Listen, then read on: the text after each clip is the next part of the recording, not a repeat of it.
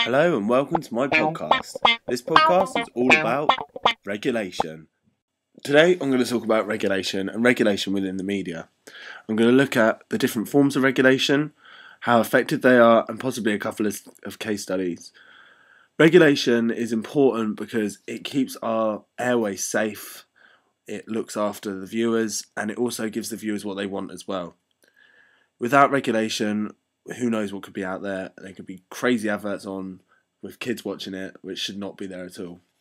There are three main types of regulation. There's self-regulation, Ofcom, and ASA. ASA is the Advertising Standards Agency and deals mainly within adverts. Some adverts are inappropriate and do get pulled for whatever reason.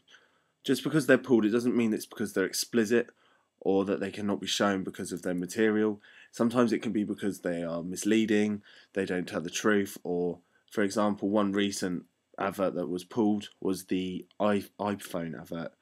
The reason that it was decided for this advert to be pulled was because it was misleading in terms of how fast the phone actually was. The ASA made Apple pull the advert, which was then later changed and relaunched. Sometimes companies will produce adverts that they know are going to be pulled. By producing an advert that they know is going to be pulled, they get more media hype around their advert, people want to know what it's all about and will look and search for it on the internet. That's another thing. With the invention of the internet, which has been around for a few years, people can share things more easily, look across, look around, find different stuff, and just because it's not there's a lot less regulation within the internet, so people can get away with putting stuff up. Things that aren't allowed to be showed on television can easily be found on the internet.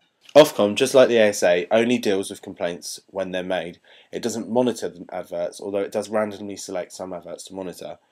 This is probably a bad thing because some adverts can slip through the net, and for people to be complaining about them in the first place means that they probably shouldn't have been aired.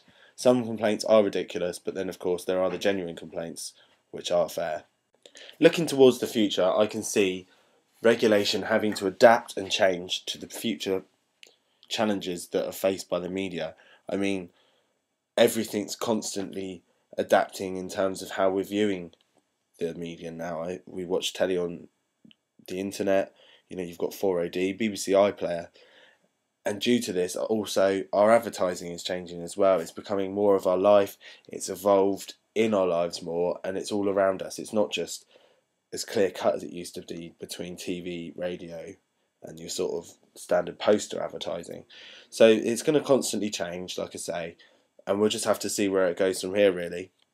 This has been my podcast. Thanks for listening and I hope you tune in again.